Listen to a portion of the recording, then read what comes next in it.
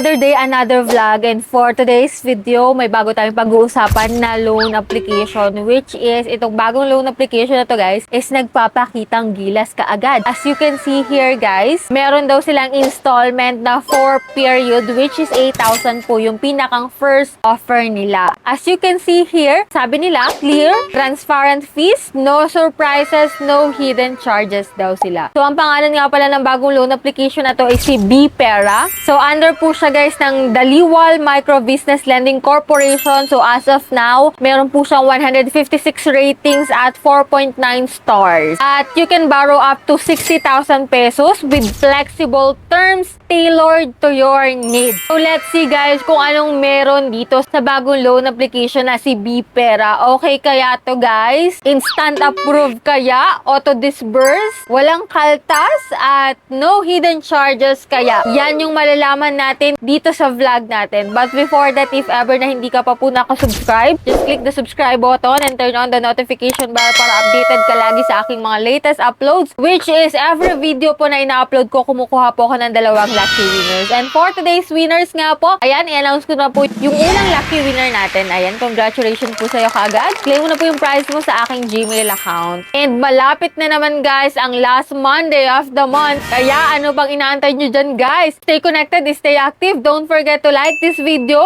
Mag-iwan ng comment dyan sa comment section and please share this video na rin para maraming makapanood at maraming makasali sa ating pa-monthly cellphone giveaway. So tuloy-tuloy lang po yan. And this time nga po, pag-uusapan natin yung bagong loan application. Okay kaya to guys, at worth it ba na paglaanan natin ng oras ang pag-apply sa bagong loan app na to? So let's see. So if you're interested, keep watching.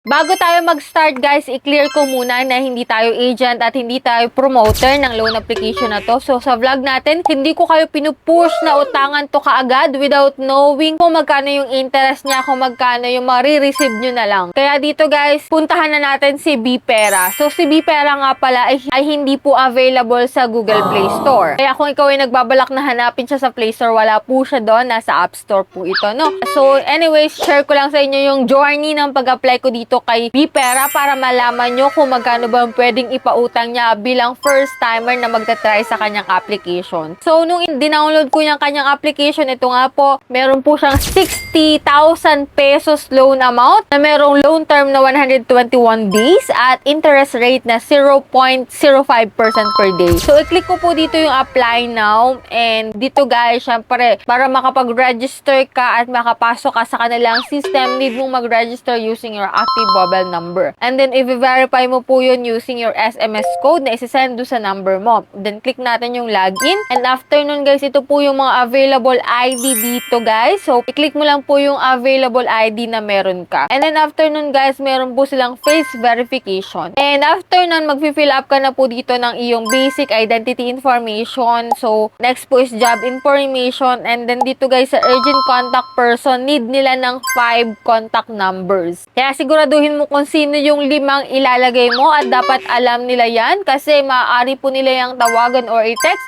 if ever na malapit ka ng ma-overdue or hindi ka nila makontak. So, yung mga nilagay mong contact reference dito, sila po yung kukontakin. So, dito guys, account management, pwede po sa e-wallet or bank mo matanggap yung pera. So, may option po sila, GCash, GrabPay, PayMaya, and StarPay Corporation sa e-wallet. Then, after nun guys, lalabas na dito yung loan amount na pwedeng i-offer sa'yo. So, kanina, nagpakita po siya ng 8,000 pesos. So, dito guys, sa akin, after ko ipasa yung mga documents ko, yung ID ko, 4,000 pesos po yung na pre-approve sa akin. And then, meron daw po silang 121 days. At dito, may installment sila na 2 period. Sa repayment schedule nila, syempre, after 7 days, dahil po ngayon ay 18, 19, 20, 21, 22, 23, 24, bali kasama na yung pag-apply natin ngayon, 7 days. 7 days to pay lang po, magbabayad ka po ng 3,960 pesos. So, yung 40 pesos, sabi dito, repay the second period installment will be waived. Kahit hindi mo nabayaran yung 40 pesos, once na full payment mo na yung first installment period mo, which is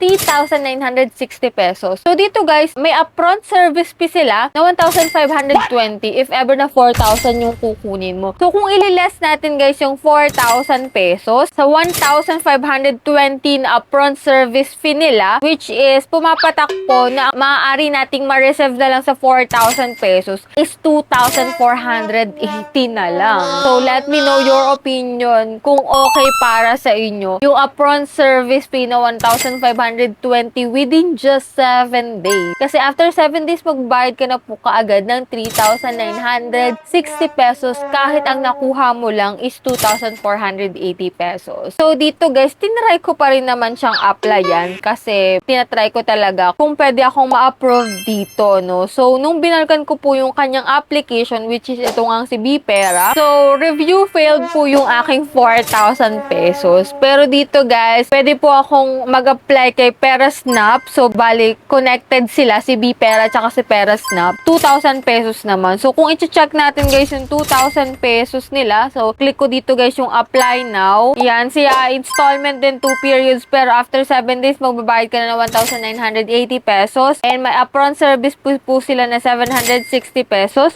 Ililas po natin yan. 2,000 minus 760 pesos. So, lumalabas po na 1,240 na lang po yung ma-receive natin at ibabalik po siya ng 1,980 pesos after 7 days. So, click natin yung confirm dito guys at baka naman ma-approve tayo this time. Yan, reviewing pa po yung ating application and waiting pa po tayo na ma-approve. Pero, ating first apply dito nga kay Bpera, which is 4,000 yung loan amount, is na review failed tayo. Hindi po tayo na-approve. So, waiting na lang tayo sa ikalawa, which is i-update ko kayo dyan sa comment section kung approve ako or hindi. And this time nga guys, let me know your opinion talaga dyan sa comment section kasi para sa akin, hindi ko siya recommended kasi after 7 days, ibabalik mo na yung pera, which is halos buo mo na talaga siyang ibabalik pero halos kalahati na lang yung ma-receive mo. So para sa akin, not recommended siya. Sobrang laki po ng service fee. Kahit pa sabihin natin na walang interest yan, yung service fee pa rin po is halos kalahati yung natagpas. So nasa sa inyo na rin talaga guys yung decision kung go kayo dito or hindi. Pero para sa akin guys, 7 days is not recommended guys.